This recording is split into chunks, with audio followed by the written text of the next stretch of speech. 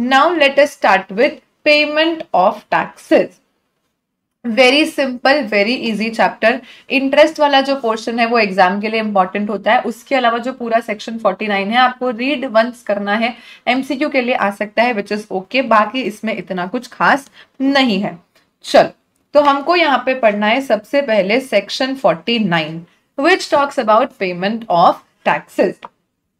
अब देखो, जो हम 11th स्टैंडर्ड 12th स्टैंडर्ड में अकाउंटिंग पढ़ते थे, 11th स्टैंडर्ड 12th स्टैंडर्ड में अकाउंटिंग पढ़ते थे, उसी टाइप का है। तो देखना, यहाँ पे 3 लेजर है, ई लायबिलिटी रजिस्टर, ई क्रेडिट लेजर और ई कैश लेजर। अब क्या होगा, जितनी भी आपकी लायबिलिटीज है जो आपको पोर्टल पे क्या करना है, पे करना है, एनी लायबिलिटी। अब लायबिलिटीज कहाँ से अराइज हो सकती है?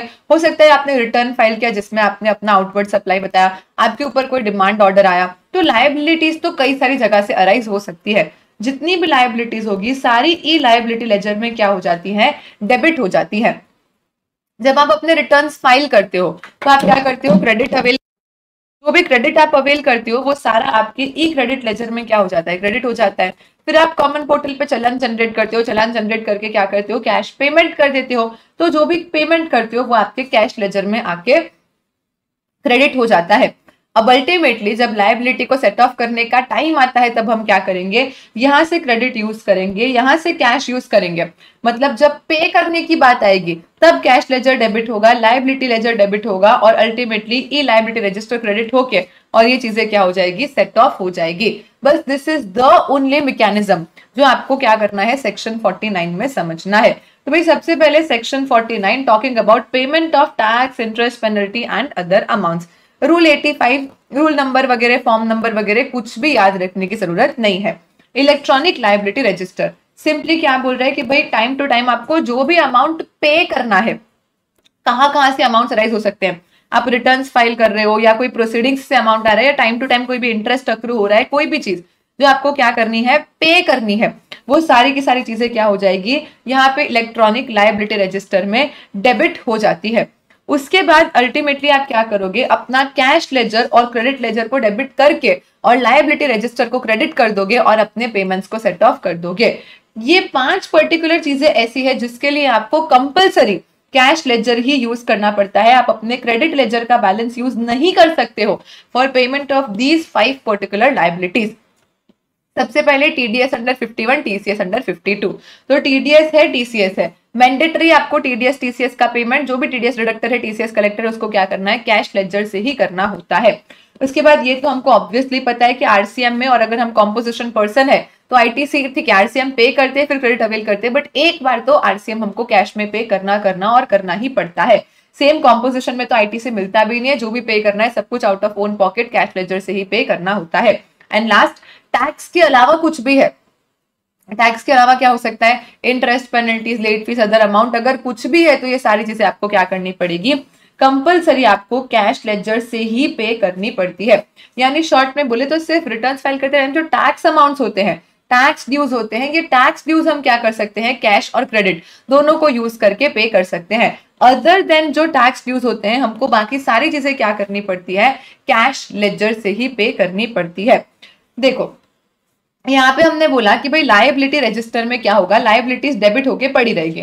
फिर वो क्रेडिट कैसे होगी, जब हम या तो कैश या तो क्रेडिट लेजर को यूज करेंगे और इसको सेट ऑफ करेंगे। हावेवर एक केस ऐसा भी हो सकता है, जब मेरे ऊपर एक डिमांड ऑर्डर आया, मानो 50 करोड़ का, 50 करोड़ की लायबिलिटी यहाँ पे डेबिट होके पड़ी है बिकॉज डिमांड ऑर्डर आया। मैंने जाके आगे अपील कर दी कोर्ट में, मैं अपील जीत गई और अपील जीतने के बाद कोर्ट ने बोला कि नहीं 50 करोड़ नहीं, आपको तो सिर्फ और सिर्फ 50 लाख ही पे करने हैं।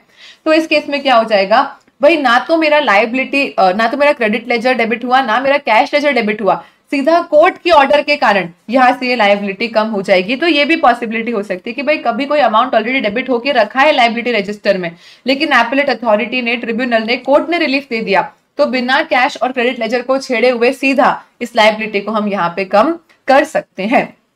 अगर कोई भी डिस्क्रिपेंसी है, कोई भी रोना आपको रोना है तो क्या करोगे, जीएसटी पीएमटी 04 में जाके रो लेने का कि भाई लायबिलिटी कम क्यों नहीं हो रही, क्या हुआ। कोई भी आपको रजिस्टर में डिस्क्रिपेंसी अगर दिखती है तो आप कम्युनिकेट कर सकते हो प्रॉपर ऑफिसर को, किस्त में रोते रोते जाने का और जीएसटी पीएमटी 04 फाइल कर देने का। अब मानो मेरे लायबिलिटी रजिस्टर में बहुत सारी लायबिलिटीज पड़ी है, कैश और क्रेडिट अपने पास लिमिटेड है, ये चलो ज्यादा भी है, तो भी पहले कौन सा सेट ऑफ करूं, ऑर्डर ऑफ डिस्चार्ज क्या होना चाहिए। तो भाई देखो, नए में जाने से पहले पुराना क्लियर करना बहुत जरूरी होता है। तो भाई सबसे पहले तो अपने अगर कोई प्रीवियस पीरियड्स के रिटर्न्स पेंडिंग है, प्रीवियस पीरियड्स के ड्यूज बाकी है, तो उनको हम सबसे पहले पे करेंगे। प्रीवियस पीरियड के ड्यूज पे करने के बाद करंट पीरियड्स के जो भी ड्यू है वो हम क्लियर करेंगे। एंड ये सारा होने के बाद अगर अपने पास और पैसा बचा है तो फिर हमारी अगर 73 74 में कोई डिमांड ऑर्डर आके रखा है, कोई इंक्वायरी चल रही है, कोई भी और पेमेंट करना है, तो वो हम उसके बाद करते हैं। तो भाई first of all previous period के ड्यूज क्लियर करेंगे, फिर हम करंट पीरियड के ड्यूज क्लियर करेंगे, एंड उसके बाद अल्टीमेटली हम हमारी कोई और डिमांड वगैरह आके पड़ा है तो फिर उसको हम क्लियर करते हैं। This is the order of discharge अगर आपके लायबिलिटी रजिस्टर में एक से ज्यादा लायबिलिटीज अराइज होके पड़ी है तो। Simple, this was all about liability register. फिर हम बात करें अगर इलेक्ट्रॉनिक क्रेडिट लेजर की, तो भी एकदम सिंपल, वही रिटर्न फाइल करके आप जो भी क्रेडिट्स को क्लेम करते हो सारे के सारे क्रेडिट कहां पे आएंगे, तो सारे के सारे क्रेडिट आपके इलेक्ट्रॉनिक क्रेडिट लेजर में आके क्या हो जाते हैं, क्रेडिट हो जाते हैं। फिर जैसे जैसे आप अपनी लायबिलिटी को पे करने के लिए इसको यूज करते हो, ये लेजर डेबिट होता जाता है। अब ये हम सबको पता है कि भाई कभी भी हम अगर रिफंड की एप्लीकेशन करते हैं, कभी भी हम क्या करते हैं, अगर मान लो कि मेरे क्रेडिट लेजर में 100 करोड़ पड़ा है, अब मैं 27 करोड़ का रिफंड एप्लीकेशन किया, जैसे ही एप्लीकेशन करते हैं तुरंत से इमीडिएट उधर ही क्या होता है, एआरएन नंबर जनरेट होते ही मेरे तो 27 करोड़ यहाँ पे डेबिट हो जाते हैं। फिर अल्टीमेटली रिफंड सैंक्शन हुआ तो वो मेरे बैंक अकाउंट में आ जाते हैं, और अगर रिफंड रिजेक्ट होता है तो क्या होता है, कोई बात नहीं, ये अमाउंट फिर से यहाँ पे रिक्रेडिट हो जाता है। तो अगर कोई भी रिफंड आप क्लेम कर रहे हो तो अमाउंट तुरंत से डेबिट हो जाएगा। अब अगर वो रिफंड आपका रिजेक्ट हो गया, पार्शियली रिजेक्ट हो गया, तो जितना भी रिजेक्ट हुआ उतना फिर से आपके क्रेडिट लेजर में रिक्रेडिट कर दिया जाता है, क्योंकि जो सैंक्शन हो जाता है वो तो यहाँ से हटके बैंक अकाउंट में आ जाता है और उसकी बात खत्म हो जाती है। कभी ये हो सकता है कि आपने एक्सेस आईटी से यूज कर लिया, तो भी आप एप्लीकेशन करके उसका क्या ले सकते हो, रिफंड ले सकते हो। अब ये वाला पॉइंट क्या बोल रहा है, तो अंडरस्टैंड। देखो, आज मेरे इलेक्ट्रॉनिक क्रेडिट लेजर में मानो 100 रुपए थे, ठीक है, वैसे तो आप इतने कम का रिफंड ले भी नहीं सकते, जस्ट एक एग्जांपल है कि एक काम करो, इसको 100 करोड़ मान के चलो, जो भी है, तो 100 करोड़ का मेरे पास क्या पड़ा है, क्रेडिट लेजर में बैलेंस पड़ा है, जिसमें से मैंने 25 करोड़ का रिफंड मांगा। अब जैसे ही मैंने रिफंड की एप्लीकेशन करी, तुरंत से 25 करोड़ मेरे क्रेडिट लेजर में क्या हो गए, डेबिट हो गए। तो अब मेरे पास कितना ओपनिंग बैलेंस बचा, 75 करोड़ का। रिफंड सैंक्शन हो गया, सब कुछ ओके हो गया, तो मेरे बैंक अकाउंट में क्या हो गए, अब 25 करोड़ आ गए। यानी रिफंड की एप्लीकेशन करने के पहले भी मेरे पास 100 करोड़ थे, और आज रिफंड एप्लीकेशन सैंक्शन होने के बाद, सब ओके होने के बाद, क्रेडिट लेजर में 75 और बैंक अकाउंट में 25, आज भी मेरे पास टोटल 100 करोड़ तो है ही। मानो आगे जाके कभी पता चला कि रिफंड देना ही नहीं था, रिफंड क्या कर दिया, एरोनियसली दे दिया, गलत रिफंड दे दिया, मैंने गलत रिफंड ले लिया, कोई भी रीजन हो सकता है, या तो मुझे खुद पता चल गया गलत है, या डिपार्टमेंट को पता चल गया गलत है, और मैंने क्या किया, ये 25 करोड़ इसका चालान पे किया और कैश लेजर से 25 करोड़ गवर्नमेंट को क्या करे, वापस दे दिए। गलत रिफंड मैंने ले लिया था, मैंने क्या किया, अपने ई कैश लेजर में फिर से रिफंड डिपॉजिट करा, और फिर से ई कैश लेजर से क्या किया, मैंने ये रिफंड गवर्नमेंट को वापस दे दिया। तो अब बताओ, आज ये रिफंड वापस देने के बाद तो मेरे पास कितने बचे, ना तो ये 25 मेरे बैंक में है, ना 25 कैश लेजर में, क्योंकि कैश में डिपॉजिट किए और वापस यहाँ से तो मैंने गवर्नमेंट को पे कर दिया, ना ये मेरे क्रेडिट लेजर में है। तो आज अल्टीमेटली मेरे पास तो सिर्फ और सिर्फ 75 करोड़ ही बचे ना। तो यहाँ पे गवर्नमेंट ऐसा बोल रही है कि देखो, कभी गलती से अगर आपको गलत रिफंड दे दिया, जो गलत रिफंड आपने कैश लेजर के थ्रू वापस गवर्नमेंट को रिटर्न भी कर दिया, तो उसके बाद आप एक एप्लीकेशन कर सकते हो कि भाई देखो, ऐसे हमने गलत रिफंड ले लिया था इस रीजन से, और ये रिफंड हम अब वापस भी कर चुके हैं। तो उसके बाद गवर्नमेंट क्या करेगी, 25 करोड़ फिर से मुझे मेरे क्रेडिट लेजर में रिक्रेडिट करके दे देगी, ताकि मैं फिर से अपनी 100 करोड़ की पोजीशन को क्या करूं, रीबैलेंस कर सकूं। से यस और नो, ये चीज सबको समझ में आई। भाई देखो, कभी भी अगर रजिस्टर्ड पर्सन ने क्या किया, एरोनियस रिफंड जो उसको गलती से सैंक्शन हो गया था, वो ई कैश लेजर को डेबिट करके गवर्नमेंट को वापस दे दिया। अब हो सकता है खुद से दिया, या तो ऑफिसर ने पॉइंट आउट किया, बट हाँ, हमने क्या किया, वापस दिया। तो उस केस में जो भी अमाउंट इक्विवेलेंट एरोनियस रिफंड का, वो फिर से आपके क्रेडिट लेजर में क्या कर दिया जाएगा, रिक्रेडिट कर दिया जाएगा। अगर कोई भी डिस्क्रिपेंसी लगती है आपको लेजर में, तो आप वापस वही करके जीएसटी पीएमटी 04 में जाके रो सकते हो। डन। प्रोसीजर वही बोल रही है कि पहले आप अमाउंट वापस दे दो जो भी गलत था, उसके बाद एप्लीकेशन उसमें रीजन लिख दो कि क्यों गलत लिया था, क्यों वापस दिया, फिर आप ज्यूरिसडिक्शन ऑफिसर को रिक्वेस्ट कर दो कि प्लीज भाई मेरे को ये पैसा रिक्रेडिट कर दो। ऑफिसर को सब कुछ ठीक लगता है तो वो आपको पैसा क्या करेगा, रिक्रेडिट करके दे देगा। लास्ट लेजर की अगर हम बात करें तो it is all about electronic cash laser. अब इलेक्ट्रॉनिक कैश लेजर क्या बोलता है कि भाई हम जो भी अमाउंट पोर्टल पे चालान के थ्रू पे करते हैं, या तो हमारे पास टीडीएस टीसीएस किसी का भी क्रेडिट आता है, ये सारी चीजें क्या हो जाती है, कैश लेजर में आके क्रेडिट हो जाती है। और फिर हम कैश लेजर के अमाउंट को तो यूज कर सकते हैं कुछ भी पे करने के लिए। कैश लेजर का हमारा जो अमाउंट है वो तो हम tax, interest, penalty, late fees, कोई भी अमाउंट पे करने के लिए यूज कर सकते हैं। बताओ जीएसटी के पोर्टल पे आप कभी मैन्युअल चालान बना सकते हो क्या? The answer is no. आप खुद से ऐसा चालान नहीं बना सकते। वही जो कॉमन पोर्टल पे चालान बनता है जीएसटी पीएमटी 06 में, वही कॉमन पोर्टल पे आपको चालान बनाना पड़ेगा। कोई मैनुअल चालान का यहाँ पे प्रोविजन ही नहीं है। आज मैंने चालान बनाया तो वो 15 दिन तक वैलिड रहता है, मतलब 15 दिन तक मैं उस चालान को यूज करके और उसके सामने जीएसटी के पोर्टल पे पेमेंट्स कर सकती हूँ। मोड ऑफ डिपॉजिट क्या रहेगा? मोड ऑफ डिपॉजिट सिंपल है, मैं NEFT, RTGS, online banking, IMPS, UPI, credit debit card, इनमें से कोई भी तरीके को यूज करके और पोर्टल पे पेमेंट कर सकती हूँ चालान जनरेट करने के बाद। हावेवर अगर मुझे OTC, over the counter payment करना है, what do you understand by the term over the counter? बोलो कि भाई मैं बैंक में चल के गई, उधर जाके मैंने उनको कैश दिया, या बैंक में चल के गई, उधर जाके मैंने उनको चेक दिया, उधर जाके मैंने उनको डिमांड ड्राफ्ट दिया, उसको हम बोलते हैं over the counter payment. Online या एनईएफटी या आरटीजीएस नहीं कर रही मैं चल के खुद बैंक में जाती हूँ और बैंक में ओवर द काउंटर मैं उनको चेक, डिमांड ड्राफ्ट या कैश देती हूँ। तो क्या ऐसा मैं कर सकती हूँ? द आंसर इज कर सकती हूँ। लेकिन अगर पर टैक्स पीरियड, पर चालान अगर 10,000 तक का अमाउंट है तो ही ओवर द काउंटर का ऑप्शन रहेगा, वरना नहीं रहेगा। मानो फरवरी मंथ का रिटर्न फाइल कर रही थी, टोटल लायबिलिटी 16,000 थी, तो आप 8,000 के 2 चालान भी नहीं बना सकते हो। आपका जो टोटल उस मंथ का लायबिलिटी है वही 10,000 तक होना चाहिए। हाँ, फिर आप अगर 2,000 का एक चालान और मान लो कि 8,000 का एक चालान बना लो, वो अलग बात है। टोटल एक पीरियड के लिए टोटल 10,000 से ज्यादा का ओवर द काउंटर चालान आप नहीं बना सकते हो। फिर आपको मैंडेटरी एनईएफटी, आरटीजीएस या credit debit card, IMPS, UPI, internet banking ही करना पड़ेगा। कभी अगर किसी केस में कोई पेमेंट करते टाइम कोई बैंक चार्जेस, कोई कमीशन, अगर कुछ भी कट हो जाता है तो वो सारा ऑफकोर्स सीधी सी बात है गवर्नमेंट तो बेयर करेगी नहीं। जो भी पर्सन ये पेमेंट्स कर रहा है वो पर्सन ही ये सारे अल्टीमेट एक्सपेंसेस को भी बेयर करने वाला है। ये बैंक में जाके ओवर द काउंटर 10,000 से ज्यादा अमाउंट नहीं डिपॉजिट कर सकते, ये कंडीशन इन लोगों के ऊपर एप्लीकेबल नहीं होती। मतलब अगर या तो कोई पर्सन नोटिफाइड है, या तो गवर्नमेंट डिपार्टमेंट है, या तो मानो प्रॉपर ऑफिसर आपके यहाँ पे आए थे, रेड हुई थी, इंक्वायरी इंस्पेक्शन कुछ हुआ था, इन्होंने आपकी प्रॉपर्टी को नीलाम कर दिया, मतलब आपकी प्रॉपर्टी को बेच बाच के रिकवरी कर दी, कहीं से पैसा आया, तो सीधी सी बात है ये लोग तो बैंक में जाके ओवर द काउंटर कितने भी लैक्स और करोड़ ऑफ रुपीज डिपॉजिट कर सकते हैं। भाई प्रॉपर ऑफिसर ने कहीं से कोई रिकवरी करी है, कोई अमाउंट कलेक्ट किया है इन्वेस्टिगेशन एनफोर्समेंट वगैरह में, या गवर्नमेंट डिपार्टमेंट है, तो इन लोगों के ऊपर ये ओवर द काउंटर 10,000 की लिमिट अप्लाई नहीं होती है। अपन लोग जब रिटर्न्स या डिमांड्स वगैरह के लिए पेमेंट करने जाते हैं तो अपन एक पीरियड के लिए एक चालान में 10,000 से ज्यादा का पेमेंट नहीं कर सकते हैं। जैसे ही सक्सेसफुली चालान जनरेट होता है, एक common portal identification number, CPIN number generate हो जाता है, जो कि 14 डिजिट का होता है। सीधी सी बात है, अगर चालान 15 दिन के लिए वैलिड है, अभी यहाँ पे हमने देखा कि अगर चालान 15 दिन के लिए वैलिड है तो ऑफकोर्स जो सीपीआईएन नंबर होगा वो भी 15 डेज के लिए वैलिड रहने वाला है, इसमें तो कोई डाउट होना ही नहीं चाहिए।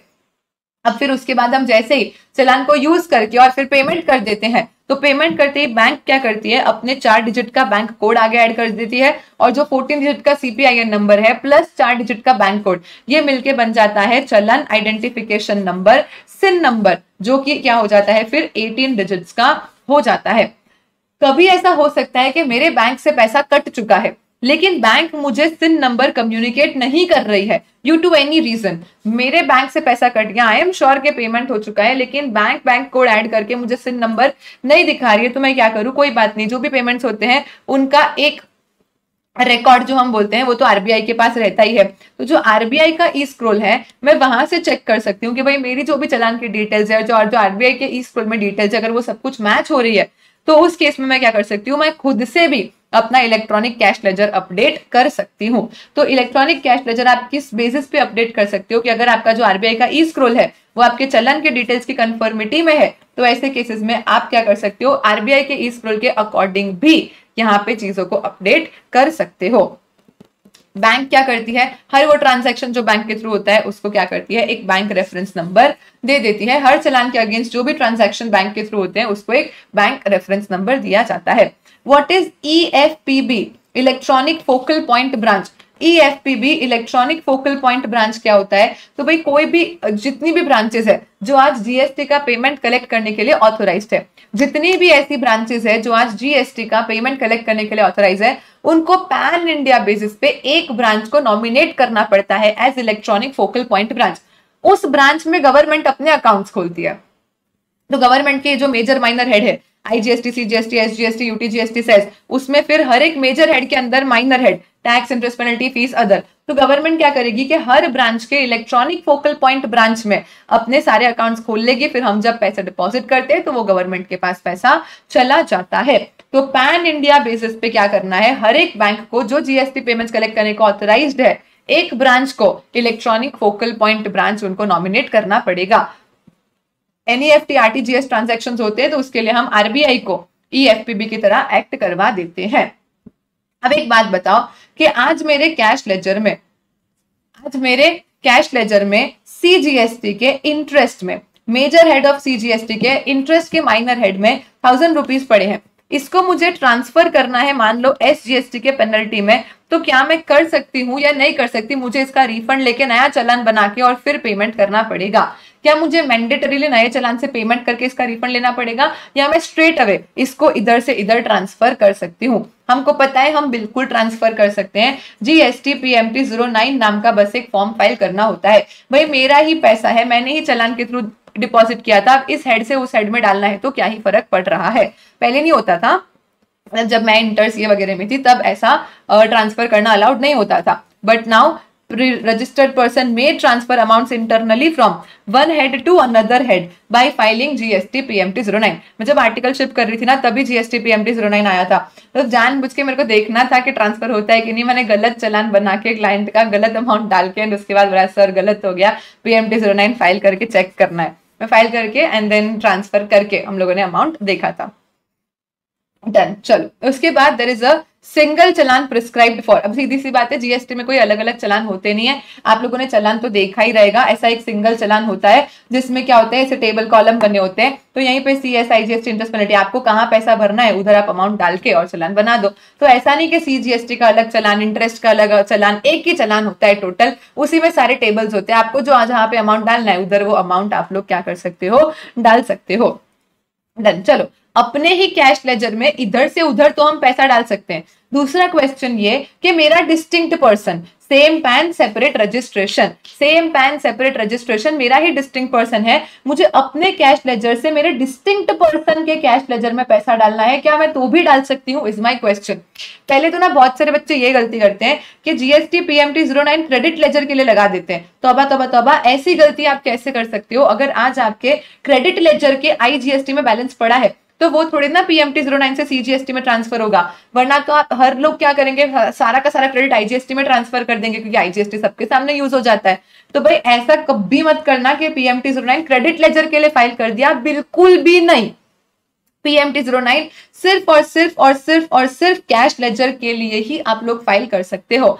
इसका भी आंसर यस है कि भाई अगर हमारे कैश लेजर में कोई मेजर माइनर हेड में पैसा पड़ा है जो हमको हमारे सेम पैन सेपरेट रजिस्ट्रेशन, हमारे ही डिस्टिंक्ट पर्सन को कैश लेजर में ट्रांसफर करना है, तो हम क्या कर सकते हैं, अगेन जीएसटी पीएमटी 09 फाइल करके कर सकते हैं। लेकिन जब तक अपना पेट ना भर जाए, अपनी प्यास ना बुझ जाए, तब तक दूसरों का कुआं खोदने नहीं जाने का। ए मैम क्या बोल रहे हो, मतलब जब तक आपकी कोई लायबिलिटी खुद की आउटस्टैंडिंग है तब तक आप अपने डिस्टिंक्ट पर्सन को कैश लेजर से पैसा ट्रांसफर नहीं कर सकते। एक बार आपकी सारी लायबिलिटी सेट ऑफ हो जाए, फुलफिल हो जाए, उसके बाद आप आराम से क्या कर सकते हो, पीएमटी 09 फाइल करके और अपने डिस्टिंक्ट पर्सन के कैश लेजर में पैसा भेज सकते हो। पीएमटी 09 हमेशा कैश लेजर के लिए होता है, मैं 10 बार बोल रही हूँ, क्रेडिट के लिए प्लीज मत लगा देना हीट ऑफ द मोमेंट में। प्रोवाइडेड दैट वो ट्रांसफर अलाउड नहीं होगा जब तक कि आपकी खुद की कोई अनपेड लायबिलिटी क्या है, पेंडिंग है। अब आप तो सीधा पीएमटी 09 फाइल कर दो, फिर गवर्नमेंट ऐसा मानेगी कि ठीक है आपने इस हेड से रिफंड लिया, इस हेड में डिपॉजिट किया, वो सारा बैक प्रोसीजर गवर्नमेंट अपने आप मान लेगी। आप तो सीधा पीएमटी 09 से क्या करना, पैसा ट्रांसफर कर देना। आपने ट्रांसफर किया तो गवर्नमेंट भी इक्विवेलेंट अपने उस तरीके से उस हेड में पैसा ट्रांसफर कर लेती है। डन। कभी ये हो सकता है कि बैंक आपका अकाउंट डेबिट हो चुका है, आरबीआई के ई स्क्रॉल से भी आपको कुछ नहीं मिल रहा है और फिर भी आपको अगर कम्युनिकेट करना है तो आप PMT 07 फाइल कर सकते हो। उसके बाद ये सेम चीज जब भी आप कैश लेजर से रिफंड लेना चाहते हो, कैश लेजर डेबिट हो जाता है। अगर आगे जाके कभी आपका रिफंड रिजेक्ट हो गया तो कैश लेजर फिर से क्या हो जाता है, रिक्रेडिट हो जाता है। TDS TCS जो भी आपका डिडक्ट होता है सबका क्रेडिट आपको अपने कैश लेजर में ही मिलता है। तीनों में से किसी भी लेजर का कोई भी रोना है तो कहां जाओगे, GST PMT 04 के पास ही हम लोग चले जाते हैं।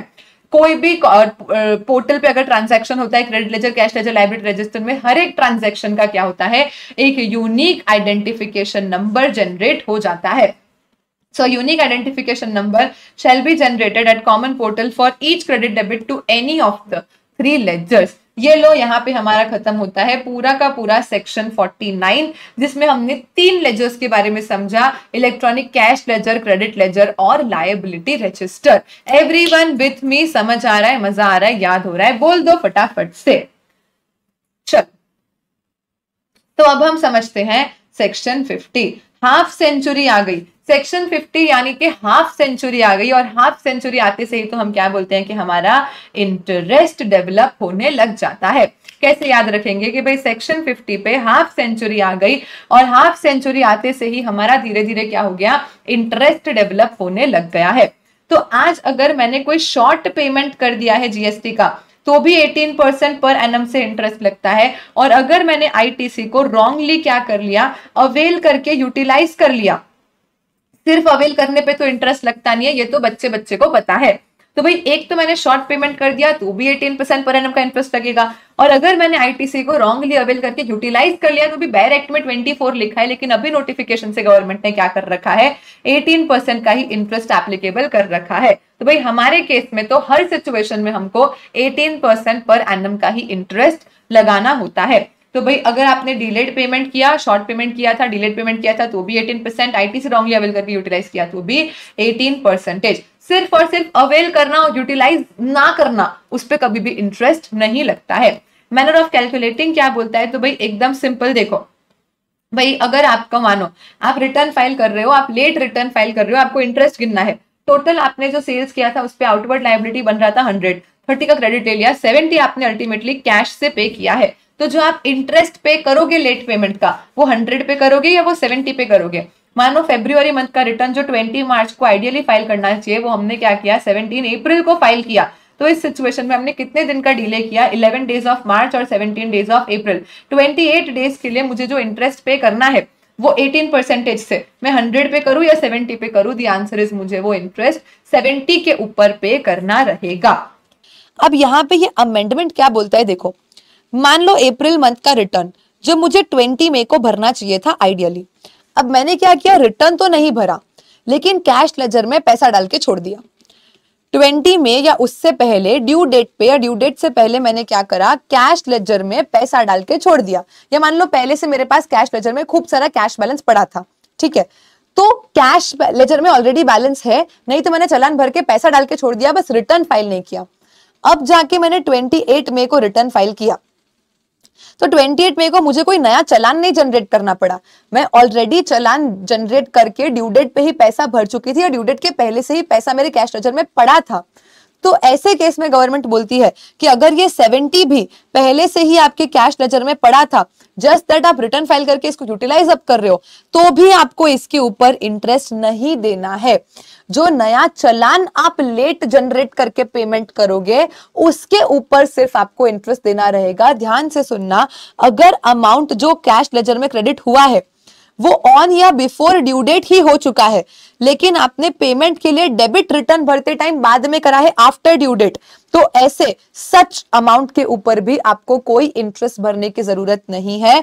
अगर वो ऑलरेडी ही ड्यू डेट से लेके डेट ऑफ पेमेंट तक आपके कैश लेजर में पड़ा रहता है तो उस अमाउंट पे भी आपको इंटरेस्ट नहीं देना है। जो नया अमाउंट आप चालान जनरेट करके अब अपने कैश लेजर में डिपॉजिट करोगे ड्यू डेट के बाद, उसके ऊपर एडिशनली एक्स्ट्रा सिर्फ आपको इंटरेस्ट देना पड़ेगा।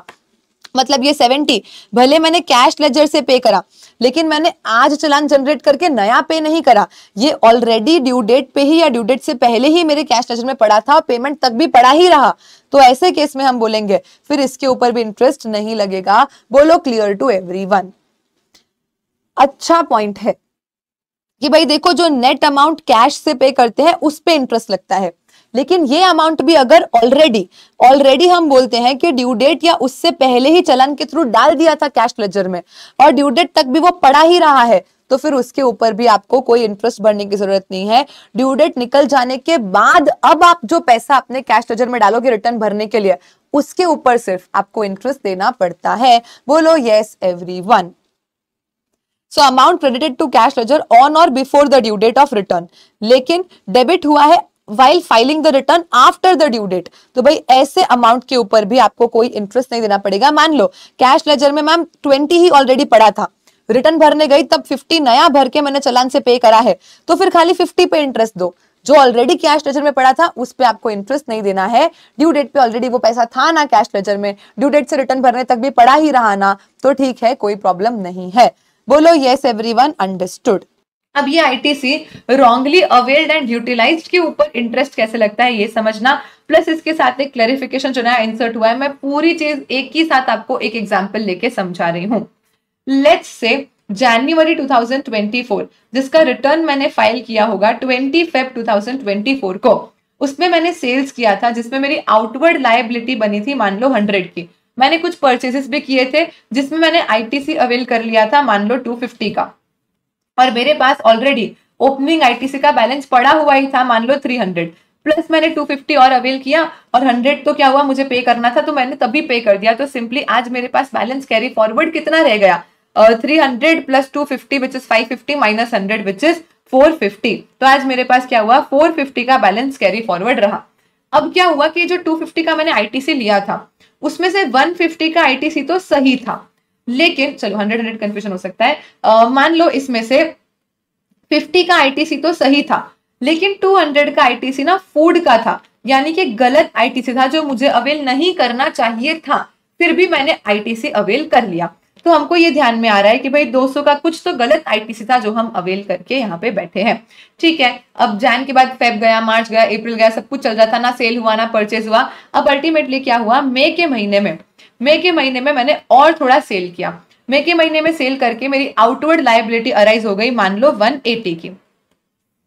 180 की यहाँ पे मेरी आउटवर्ड लायबिलिटी अराइज हुई, मानो परचेज मैंने कुछ किया नहीं, मेरे पास 450 का बैलेंस पड़ा है। मैं सोचूंगी सही है ना 450 का बैलेंस है, 180 ही तो मुझे पे करना है, तो मैं सिंपली क्या कर लूंगी यहाँ पे 450 माइनस 180 पे करूंगी, यानी मेरे पास आज भी 270 का बैलेंस कैरी फॉरवर्ड चल रहा है। मई महीने का रिटर्न जो मैंने 20 जून को फाइल किया रहेगा।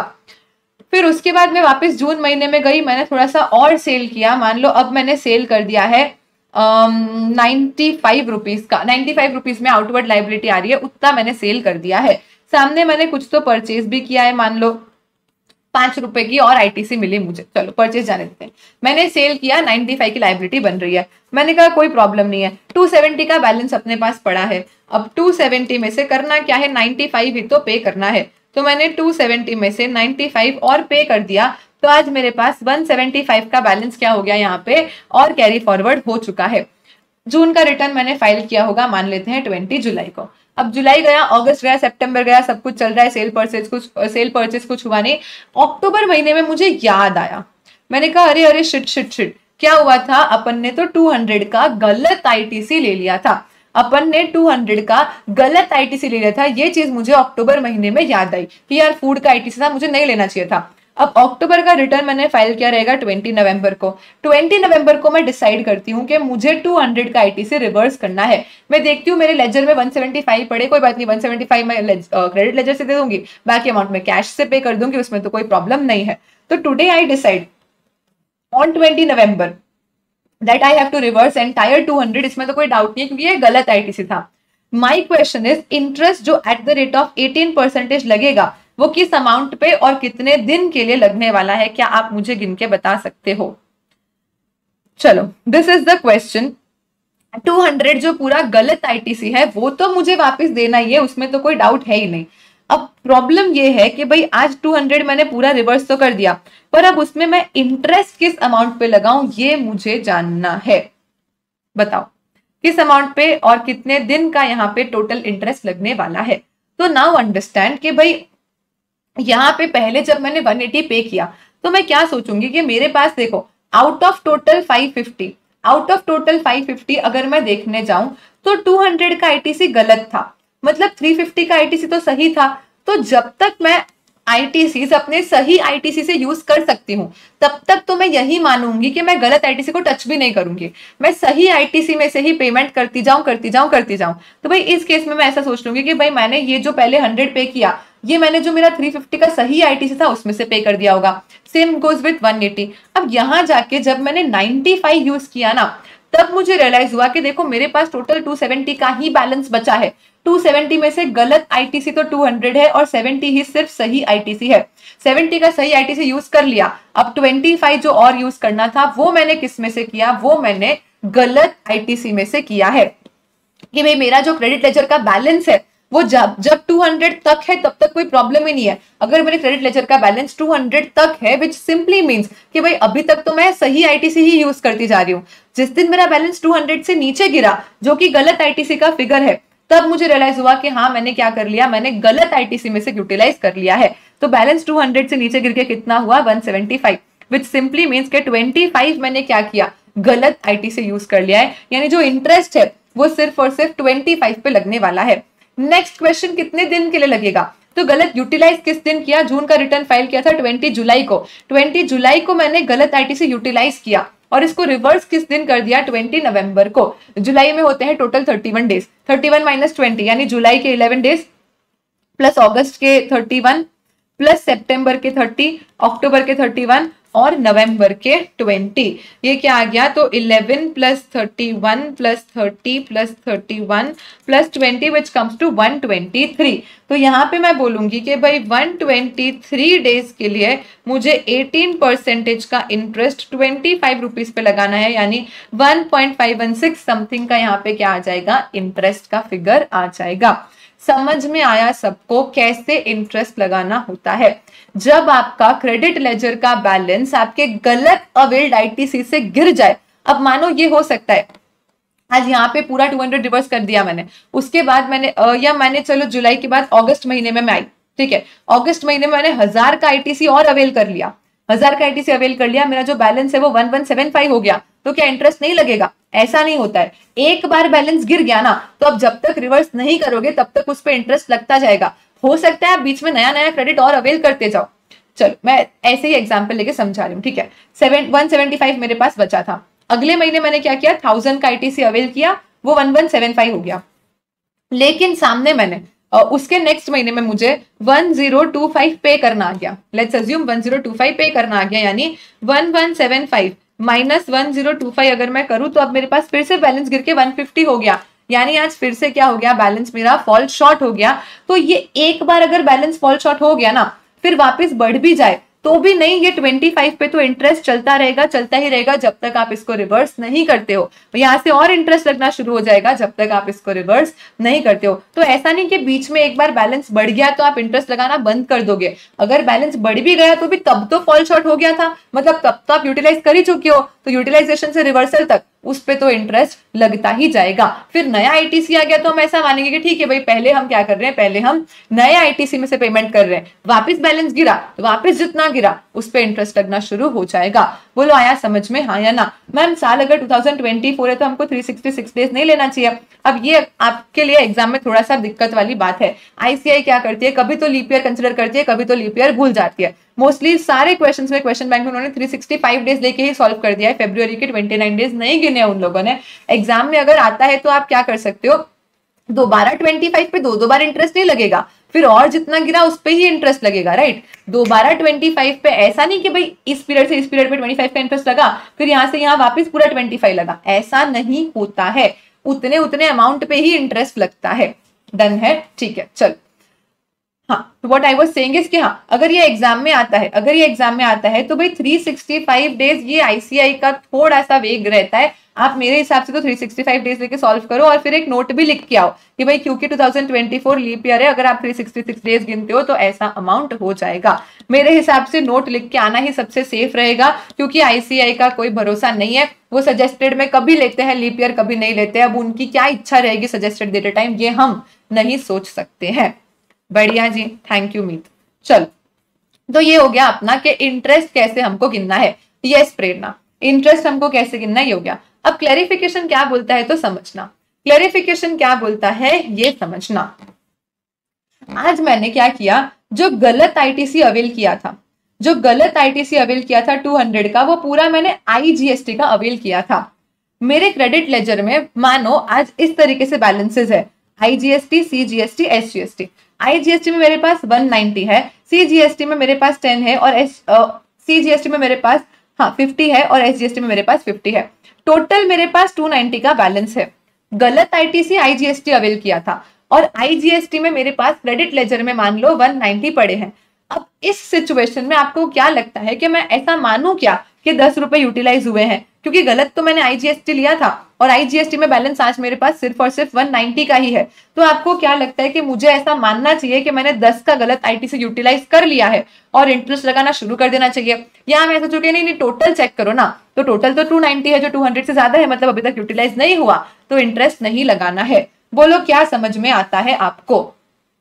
अगर मैंने आईजीएसटी पे गलत, मैंने क्या किया, आईजीएसटी का गलत आईटीसी ले लिया, तो अब मुझे टोटल चेक करना है कि सिर्फ और सिर्फ आईजीएसटी ही चेक करना है। से यस और नो।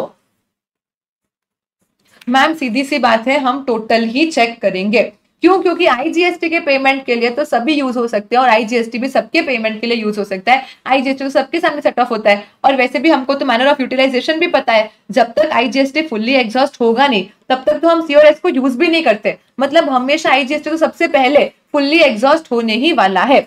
आईजीएसटी तो क्या है, सबसे पहले फुल्ली एग्जॉस्ट होने ही वाला है। ये तो सीधी सी बात है ना। तो भाई ऐसे केस में हम क्या करते हैं, पूरा टोटल चेक करते हैं कि भाई जब तक अपना टोटल बैलेंस क्या है, रॉन्गली अवेल्ड आईटीसी से ज्यादा है, जब तक अपना क्या है, total amount wrongly availed ITC से ज्यादा है, तब तक आपको इंटरेस्ट लगाने की कोई जरूरत नहीं है।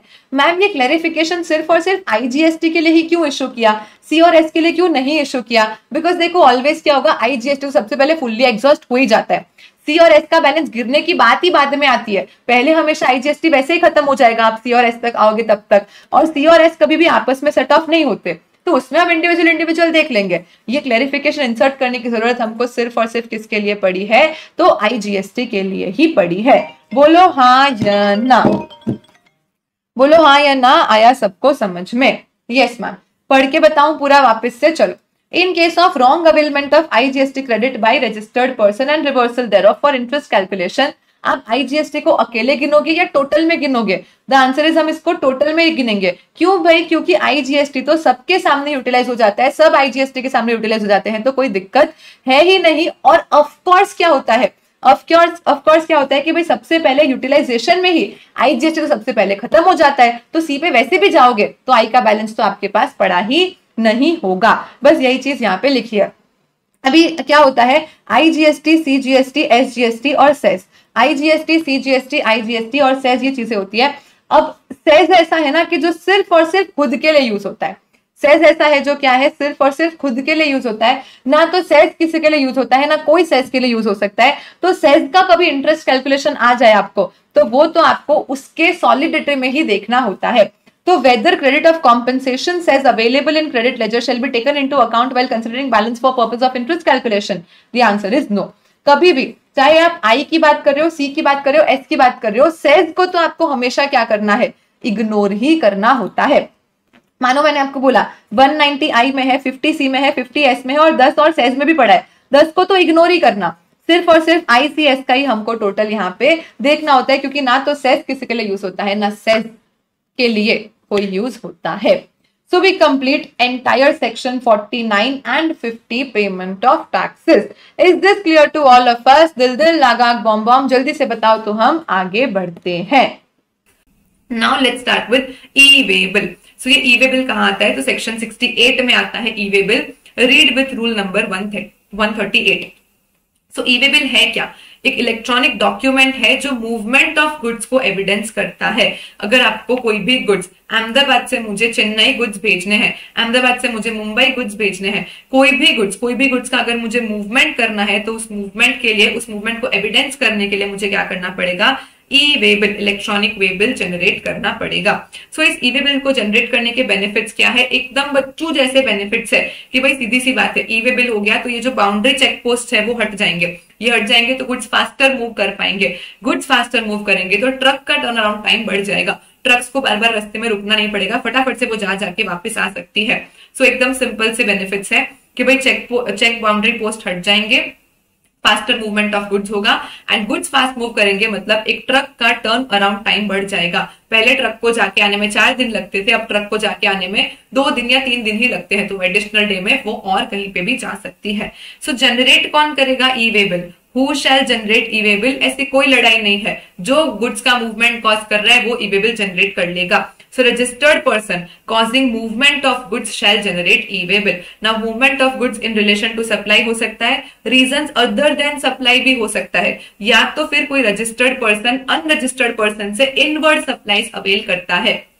सो जो भी गुड्स का मूवमेंट कॉज कर रहा है, अब वो मूवमेंट सप्लाई के कारण भी हो सकता है, अदर देन सप्लाई के कारण भी हो सकता है। जैसे एग्जांपल ले लूं, प्रिंसिपल से जॉब वर्कर को गुड्स भेजे, प्रिंसिपल से जॉब वर्कर को गुड्स भेजे तो वो तो सप्लाई होता नहीं है, हमने जॉब वर्क के चैप्टर में पढ़ा है, बट फिर भी ई वे बिल जनरेट करना पड़ता है। The answer is yes. So in relation to supply हो, अदर देन सप्लाई हो, या तो फिर कोई रजिस्टर्ड पर्सन अनरजिस्टर्ड पर्सन से इनवर्ड सप्लाईज अवेल करता है, उस केस में ई वे बिल जनरेट करना रहता है। नाउ जब कंसाइनमेंट वैल्यू मोर देन 50,000 है तब मैंडेटरीली ई वे बिल जनरेट करना है। जब कंसाइनमेंट वैल्यू मोर देन 50,000 है तब मैंडेटरीली ई वे बिल जनरेट करना है। नहीं नहीं नहीं, मेरी तो बहुत इच्छा है, सिर्फ और सिर्फ 10,000 कंसाइनमेंट वैल्यू है, मुझे तो ई वे बिल जनरेट करना है, तो करो, कौन मना कर रहा है। सो अगर आप वॉलेंटरीली करना चाहते हो, जब आपकी consignment value less than equal to 50,000 है, तो आपको कोई मना नहीं करेगा, आप ई वे बिल जनरेट कर सकते हो। लेकिन अगर आपका कंसाइनमेंट वैल्यू ग्रेटर देन 50,000 है तो आपके पास ऑप्शन नहीं है, आपको कंपल्सरीली ई वे बिल जनरेट करना पड़ेगा। एंड ये 2 केस ऐसे हैं, जब आपका कंसाइनमेंट वैल्यू 10 रुपए भी होगा, मतलब कंसाइनमेंट वैल्यू की लिमिट के बिना आपको कंपल्सरीली ई वे बिल जनरेट करना है। तो कौन से 2 केसेस, जब आप कर रहे हो इंटर स्टेट मूवमेंट, एक प्रिंसिपल अपने जॉब वर्कर को इंटर स्टेट गुड्स भेज रहा है, अगेन ध्यान रखना इंट्रा स्टेट की बात नहीं हो रही, इंटर स्टेट की बात हो रही है। मैं गुजरात से चेन्नई गुड्स भेज रही हूं मेरे जॉब वर्कर को, कंसाइनमेंट वैल्यू सिर्फ और सिर्फ 5,000 है, फिर भी ई वे बिल आएगा? The answer is yes. लेकिन मैं अहमदाबाद से सूरत गुड्स भेज रही हूँ, दोनों ही गुजरात में है और कंसाइनमेंट वैल्यू 5,000 है, यहाँ पे प्रिंसिपल, यहाँ पे जॉब वर्कर, तो क्या मैंडेटरी ई वे बिल आएगा? The answer is no. इच्छा है तो कर लो, मैंडेटरी नहीं है। तो इंटर स्टेट मूवमेंट के केस में जब प्रिंसिपल जॉब वर्कर को गुड्स भेजता है तो बिना किसी कंसाइनमेंट वैल्यू के limit compulsory e way bill आएगा। एंड सेकेंड, ये जो हैंडीक्राफ्ट सप्लायर्स है जिनको सेक्शन 23 अगर याद है, सेक्शन 23, सेक्शन 24 अगर आप लोगों को याद है, वहां पे बताया था कि भाई ये जो हैंडीक्राफ्ट सप्लायर्स हैं इनको रजिस्ट्रेशन नहीं लेना पड़ता है, अप टू 20 लाख 10 लाख, तो रजिस्ट्रेशन नहीं लेना पड़ता है, तो फिर बिना कंसाइनमेंट वैल्यू के कोई भी रिस्ट्रिक्शन आपको कंपल्सरी इंटर स्टेट मूवमेंट्स के लिए ई वे बिल जनरेट करना पड़ेगा। नाउ ये कंसाइनमेंट वैल्यू होता क्या है? कंसाइनमेंट वैल्यू मतलब जो भी आपका वैल्यू ऑफ सप्लाई है, टैक्सेबल वैल्यू ऑफ सप्लाई, उसमें आप क्या करोगे, उसमें आप टैक्स का अमाउंट ऐड करोगे। मैम इंक्लूसिव अमाउंट लेना है, यस, कंसाइनमेंट का वैल्यू है ना, तो कंसाइनमेंट का वैल्यू कितना है, वैल्यू ऑफ सप्लाई प्लस आपका टैक्स भी आ जाएगा। सो भाई कंसाइनमेंट वैल्यू मतलब जो भी हम सेक्शन 15 के हिसाब से वैल्यू ऑफ सप्लाई निकालते हैं, जो कि हमारे इनवॉइस में, बिल ऑफ सप्लाई में डिक्लेयर्ड है, प्लस उसमें हम इंक्लूड कर लेंगे क्या, central tax, state tax, union territory tax, IGST, जो भी टैक्स लगा है वो इसमें हम इंक्लूड कर लेंगे। लेकिन इसमें हम एग्जेम्प्ट सप्लाई का वैल्यू इंक्लूड नहीं करेंगे। इसमें हम अगर एग्जेम्प्ट टैक्सेबल सप्लाई साथ में जा रही है, से फॉर एग्जांपल टोटल वैल्यू है 70,000, जिसमें से 40,000 का टैक्सेबल है और 30,000 का एग्जेम्प्ट गुड्स जा रहा है, तो यहाँ पे ई वे बिल मैंडेटरी नहीं होगा। क्यों? क्योंकि हमको सिर्फ और सिर्फ टैक्सेबल गुड्स का वैल्यू देखना है, अलॉन्ग विथ उसमें उसका इंटरेस्ट, उसमें उसका टैक्स का अमाउंट ऐड करने के बाद। सो ये कंसाइनमेंट वैल्यू में बड़ा बड़ा सा लिख लो, कंसाइनमेंट वैल्यू में बड़ा बड़ा सा लिख लो कि भाई सिर्फ और सिर्फ टैक्सेबल लेना है और वो भी इंक्लूसिव बेसिस पे, मतलब टैक्सेस का अमाउंट इंक्लूड करके लेना है और एग्जेम्प्ट गुड्स का वैल्यू नहीं लेना है। इसको हम शॉर्ट में क्या बोल देंगे, कंसाइनमेंट वैल्यू। ये वैल्यू अगर ग्रेटर देन 50,000 है तो मैंडेटरीली ई-वे बिल जनरेट करना रहेगा। ना सीधी सी बात है, चिड़िया खेत को चुग जाएगी उसके बाद चाड़िया लगाओगे क्या, तो कोई मतलब नहीं है। तो आप गुड्स का मूवमेंट कॉज करो, उसके पहले आपको ई-वे बिल जनरेट कर देना पड़ेगा। So e-way bill shall be generated prior to causing movement of goods in form GST-EWB 01। GST-EWB 01 में आप e-way bill में मूवमेंट कॉज करने के पहले आपको e-way bill जनरेट कर देना है। जैसे ही e-way bill जनरेट करोगे आपको पोर्टल क्या करेगा, एक यूनिक e-way bill नंबर दे देगा। नाउ ये bill to ship to model क्या बोलता है, तो देखो अगर आपने सफल अटेंड किया है या आपने पावर अटेंड किया है तो bill to ship to model में आप जिंदगी में कंफ्यूज नहीं हो सकते हो। ये है मिस्टर ए, ये है मिस्टर बी और ये है मिस्टर सी। नाउ यहाँ पे हुआ क्या कि ए ने बिलिंग तो किया है बी को लेकिन शिपिंग किया है सी को। ए ने बिलिंग किया है बी को लेकिन बी ने बोला कि भाई गुड्स मुझे मत भेजना, गुड्स सी को भेज देना। सो बिल टू बी हुआ है लेकिन शिप टू सी हुआ है। अब यहाँ पे अगर आप देखने जाओगे तो दो सप्लाईज इन्वॉल्व होती है, ओरिजिनल सप्लाई जो ए ने बी को किया है एंड दूसरा सप्लाई जो बी ने सी को अल्टीमेटली किया है, इसलिए तो डायरेक्टली गुड्स शिप करवा दिए। सप्लाईज तो दो इन्वॉल्व है, तो क्या यहाँ पे दो ई-वे बिल जनरेट होंगे, the answer is no. E way bill को सप्लाई से मतलब नहीं है, ई-वे बिल को गुड्स के मूवमेंट से मतलब है। तो मूवमेंट तो एक ही हुआ है जो कि ए से सी को हुआ है, तो यहाँ पे सप्लाई दो इन्वॉल्व है bill to ship to model में, लेकिन ई-वे बिल सिर्फ एक ही आएगा। तो वो कौन जनरेट करेगा, वो ए या बी कोई भी जनरेट कर सकता है। बस सिंपल इतना सा ही bill to ship to model है। तो इट इज क्लैरिफाइड दैट कि यहाँ पे सप्लाईज तो दो है लेकिन ई-वे बिल तो एक ही आएगा और वो एक ई-वे बिल कोई भी जनरेट कर सकता है, जो कि ओरिजिनल सप्लायर है या जो सेकेंडरी सप्लायर है जो फाइनल पर्सन को भेज रहा है, दोनों में से कोई भी ई-वे बिल जनरेट कर सकता है। अब ई-वे बिल जनरेट करेंगे तो उसमें क्या इंफॉर्मेशन फर्निश करनी है, ई-वे बिल में हमको बताना क्या है। तो पार्ट ए बोलता है कि भाई सप्लायर कौन, रेसिपिएंट कौन और गुड्स क्या, कौन सप्लायर कौन रेसिपिएंट और कौन से गुड्स ट्रांसपोर्ट हो रहे हैं वो आप बता दो पार्ट ए में। पार्ट बी में आप क्या बताओगे, कौन से मोटर व्हीकल से गुड्स जा रहे हैं। सो मोटर व्हीकल की डिटेल्स, अगर आप ट्रेन वगैरह से भेज रहे हो तो गुड्स का receipt number, railway receipt number आपको पार्ट बी में बता देना है। मतलब पार्ट ए में आपके और आपके गुड्स की कुंडली होगी और पार्ट बी में किस व्हीकल से ट्रांसपोर्टेशन कर रहे हो उसकी कुंडली होगी। नाउ अगर मेरी खुद की ही कार, मेरा खुद का ट्रक है, मैं ही मंत्री मैं ही संतरी, मतलब मैंने ट्रांसपोर्टर अपने ही खुद के ओन या हायर्ड कन्वेंस से किया है, तो सीधी सी बात है मैं ही सप्लायर मैं ही ट्रांसपोर्टर। तो पार्ट ए पार्ट बी दोनों रजिस्टर्ड पर्सन ही फर्निश कर देगा जो कि मूवमेंट कॉज कर रहा है। लेकिन मैंने किसी थर्ड पार्टी, किसी ट्रांसपोर्टर के थ्रू मेरे गुड्स ट्रांसपोर्ट करवाए हैं, तो सीधी सी बात है पार्ट ए तो नॉर्मली जैसे मैं फर्निश करती हूँ वैसे ही करूंगी और पार्ट बी मैं किसको बोल दूंगी, ट्रांसपोर्टर को बोल दूंगी फर्निश करने के लिए, क्योंकि ट्रांसपोर्टर कौन से ट्रक से भेजेगा, ट्रांसपोर्टर की व्हीकल डिटेल्स क्या होगी वो मुझे पता नहीं होगा। लेकिन अगर ट्रांसपोर्टर ऑथोराइज कर, अगर जो सप्लायर है वो ऑथोराइज कर देता है ट्रांसपोर्टर को, या तो फिर ई कॉमर्स ऑपरेटर के थ्रू सेल हो रहा है एंड सप्लायर उसको ऑथोराइज कर देता है, तो ये लोग पार्ट ए भी फर्निश कर सकते हैं। So information in part A में बी फर्निश्ड बाय ट्रांसपोर्टर अगर उसको ऑथोराइज कर दिया गया है, या तो e commerce operator, courier agency जहां पे गुड्स उनके थ्रू सप्लाई होते हैं, तो वहां पे पार्ट ए पार्ट बी दोनों ये ही फर्निश कर सकते हैं। नाउ नीदर कंसाइनर, हाँ अगर कंसाइनर या कंसाइनी किसी ने भी ई-वे बिल जनरेट नहीं किया, दोनों ही एकदम इररिस्पॉन्सिबल, दोनों ही एकदम फुद्दू है, लेकिन कंसाइनमेंट वैल्यू ग्रेटर देन 50,000 है तो ट्रांसपोर्टर के सर पर रिस्पॉन्सिबिलिटी आ जाएगी ई-वे बिल जनरेट करने की। If neither consignor nor consignee generates the e way bill and consignment value is greater than 50,000, so in that case responsibility किसकी होगी, ट्रांसपोर्टर की होगी ई-वे बिल जनरेट करने के लिए। अगर ट्रांसपोर्टर का सिंगल रजिस्ट्रेशन है तो सीधी सी बात है एक जीएसटी नंबर होगा, ई-वे बिल का काम हो जाएगा। मल्टीपल स्टेट्स में रजिस्ट्रेशन है तो ई-वे बिल के लिए वो क्या कर सकते हैं, एक कॉमन यूईएन यूनिक एनरोलमेंट नंबर ले सकते हैं। और अगर वो अनरजिस्टर्ड है, पॉसिबल, हाँ ट्रांसपोर्टर अनरजिस्टर्ड हो सकता है, लेकिन ई-वे बिल का डिटेल्स फर्निश करने के लिए वो क्या करेंगे, एक ट्रांजिन नाम का यूनिक नंबर पोर्टल से ले लेंगे। नाउ ये दो केस ऐसे हैं जब आप पार्ट बी में इंफॉर्मेशन फर्निश मत करो चलेगा, आप कौन रेसिपिएंट कौन गुड्स कौन ये तो बताना है, लेकिन कौन से व्हीकल से गुड्स जा रहे हैं ये आप पार्ट बी में मत बताओ तो चलेगा। तो कौन सा केस है, जब इंट्रा स्टेट मूवमेंट हो रहा है up to 50 kilometre, intra state movement हो रहा है अप टू 50 किलोमीटर, लेकिन मूवमेंट किस चीज के लिए हो रहा है? तो देखो ये मैं हूं, मेरा घर है ना, यहाँ पे ट्रांसपोर्टर का ऑफिस है, यहाँ पे ट्रांसपोर्टर का ऑफिस है जहां पे ट्रक पड़ी रहती है, तो सीधी सी बात है मुझे गुड्स देने ट्रांसपोर्टर के वहां पे जाना पड़ेगा।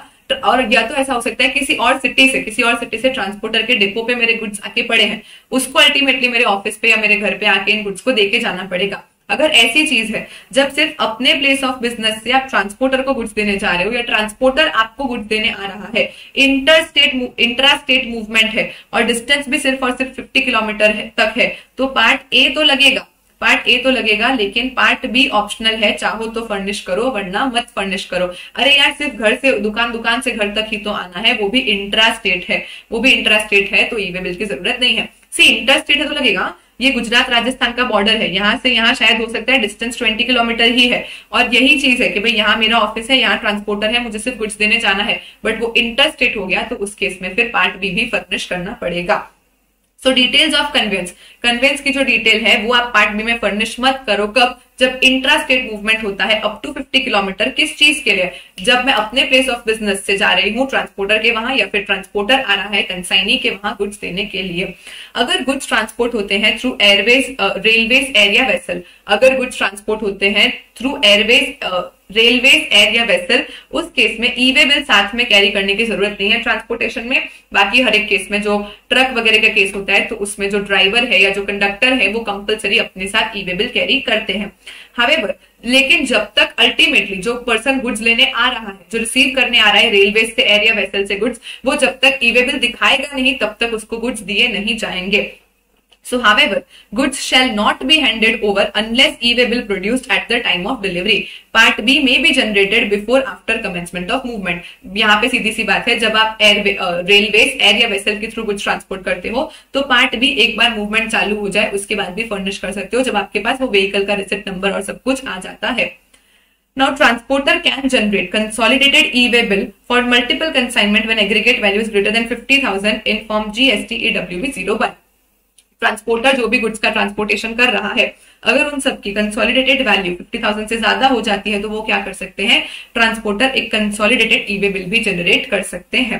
नाउ एक्सेप्टेंस रिजेक्शन का ऑप्शन है कि भाई एक बार जो मूवमेंट कॉज कर रहा है उसने ई वे बिल जनरेट कर दिया, तो सामने वाले के पास ये ऑप्शन है कि विद इन 72 आवर्स या before delivery, whichever is earlier है, क्योंकि गुड्स निकल गए, डिलीवरी स्टार्ट हो गई, फिर तो कुछ होगा नहीं, तो जब ई वे बिल जनरेट हुआ वहां से 72 आवर्स या तो फिर before delivery, whichever is earlier है, वहां तक वो ई वे बिल को एक्सेप्ट या रिजेक्ट कर सकते हैं। अगर नहीं किया तो उस केस में डीम्ड एक्सेप्टेंस मान लिया जाएगा।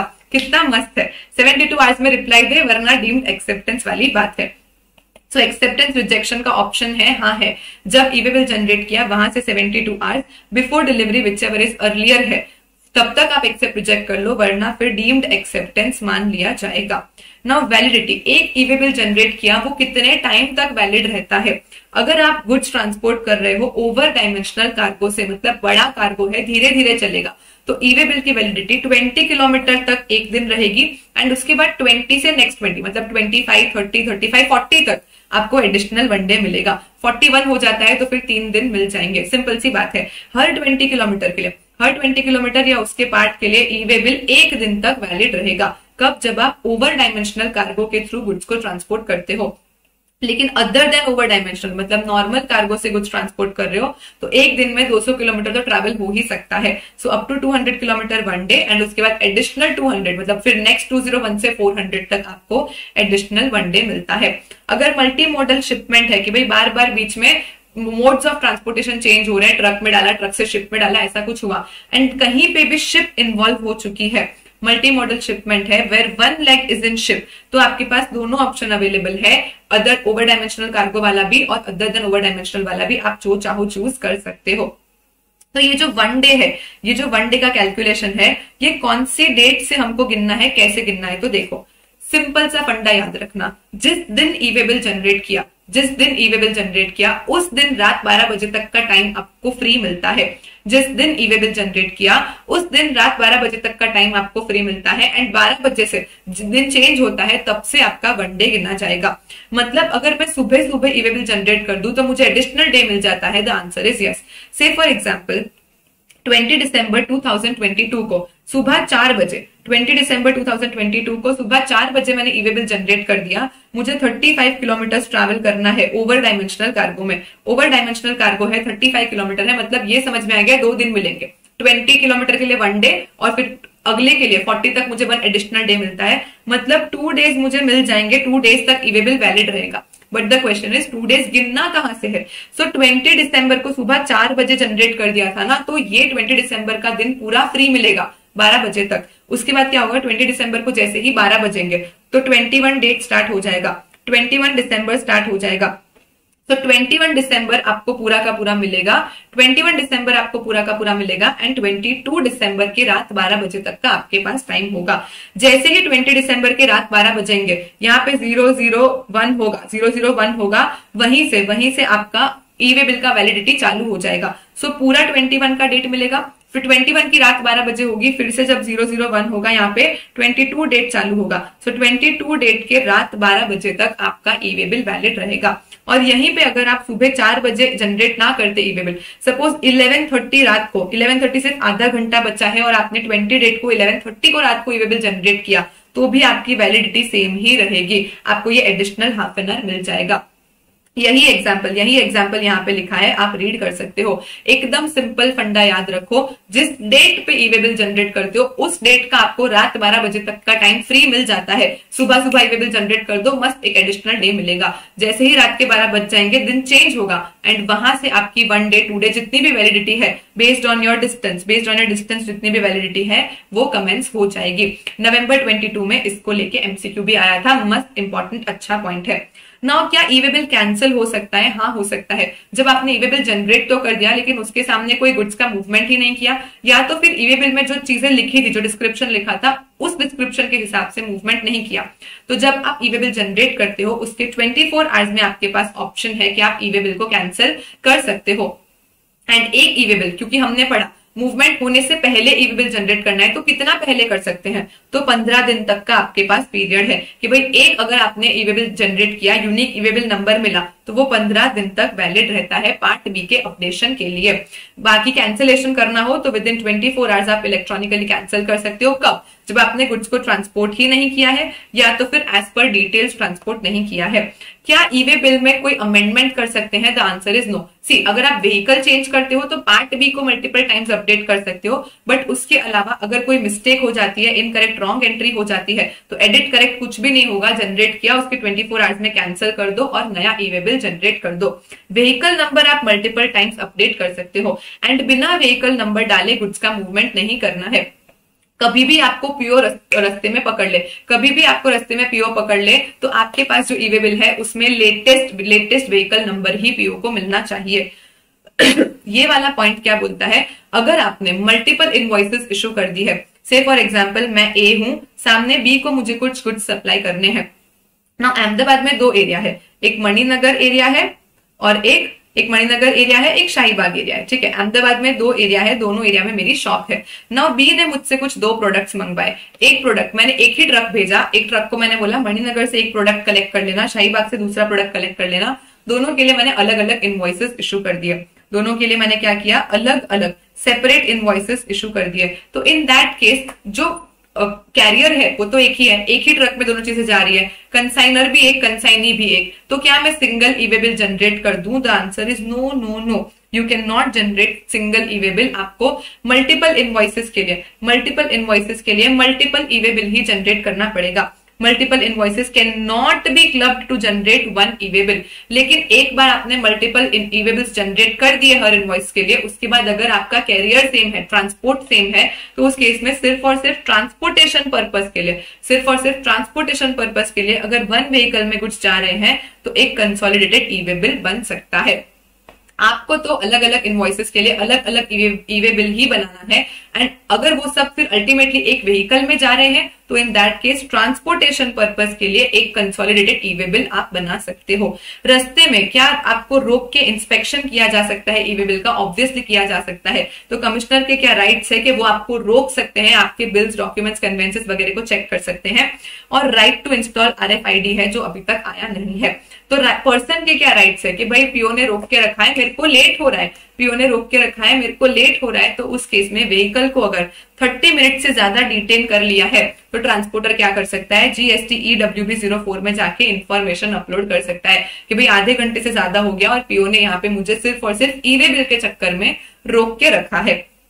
एक बार पीओ ने इंस्पेक्शन वेरिफिकेशन कर लिया तो फिर क्या करना है, तो तुरंत से उनको GST-EWB03 में 24 आवर्स के अंदर जब इंस्पेक्शन किया, वहां से 24 आवर्स के अंदर अंदर एक बार पार्ट ए में समरी रिपोर्ट डाल देनी है एंड उसके बाद पार्ट बी में आपको फाइनल रिपोर्ट डालनी है। इंस्पेक्शन से 3 दिन और प्लस 3 दिन का आपको एक्सटेंशन मिल सकता है। जब भी पीओ ने आपको रोका, आपका इंस्पेक्शन वेरिफिकेशन किया, तो 24 आवर्स के अंदर अंदर पार्ट ए में समरी डाल देनी है एंड उसके बाद फाइनल के लिए आपके पास टाइम होगा इंस्पेक्शन से 3 डेज प्लस 3 डेज का।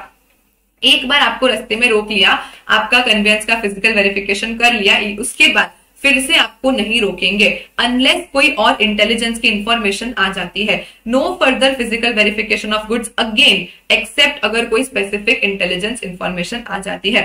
मैम व्हाट इफ हमारा ट्रक रास्ते में खराब हो गया, हमको पता है कि हमारे पास ओवर डायमेंशनल कार्गो के केस में 20 किलोमीटर के लिए एक ही दिन का टाइम है, लेकिन हम निकले और ट्रक खराब हो गया, तो हम क्या करें, तो कोई बात नहीं, आप एक्सटेंशन सीख कर सकते हो। If any breakdown in conveyance या कोई और रीजन के कारण आपको रुकना पड़ा तो ट्रांसपोर्टर में सीख extension of E way bill with in 8 hours from time of expiry. E way bill expire हुआ, वहां से 8 घंटे के अंदर अंदर आप क्या कर सकते हो, एक्सटेंशन सीख कर सकते हो। अगर रास्ते में कन्वेंस चेंज होता है, एक ट्रक से दूसरे ट्रक में गुड्स डालने पड़े, तो उस केस में क्या होगा, अगर सेम ट्रांसपोर्टर है तो कोई टेंशन ही नहीं है, पार्ट बी में व्हीकल्स की डिटेल अपडेट कर देगा। लेकिन अगर किसी और ही ट्रांसपोर्टर के ट्रक में गुड्स चले गए तो उस ट्रांसपोर्टर को आप ई वे बिल असाइन कर दो और उसके बाद वो नया ट्रांसपोर्टर पार्ट बी में व्हीकल की डिटेल्स अपडेट कर देगा। लेकिन किसी भी केस में ध्यान रखना, अगर कभी भी पीओ ने आपको पकड़ा, चेक किया, तो ई वे बिल में आपके पास लेटेस्ट व्हीकल की डिटेल्स होनी चाहिए। Now last part of the chapter जो बोलता है कौन सी सिचुएशंस में ई वे बिल रिक्वायर्ड ही नहीं है, मतलब कंसाइनमेंट वैल्यू 50,000 से ज्यादा भी है या जो भी रीजन है, लेकिन इन सारे केसेस में आपको कोई ई वे बिल जनरेट करने की जरूरत नहीं है।